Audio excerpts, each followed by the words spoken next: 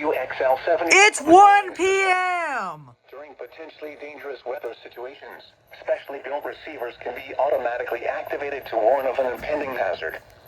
Tests of the signal and receiver's performance are normally conducted between 11 a.m. and noon each Wednesday.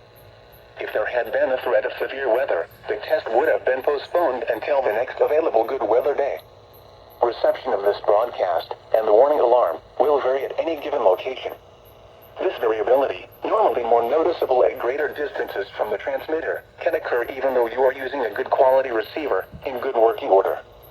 The warning alarm will be activated for hazardous watches and warnings. For station WXL70, broadcasting near Charlotte, on a frequency of 162.475 MHz, the warning alarm will be activated for the following counties in North Carolina: Alexander, Anson, Cabarrus, Catawba, Cleveland, Gaston, Ardell, Lincoln, Mecklenburg, Montgomery, Richmond, Rowan, Stanley, and Union. In South Carolina, Cherokee and York.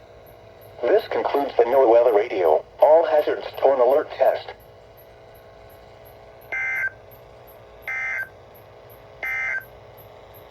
Now for the official national...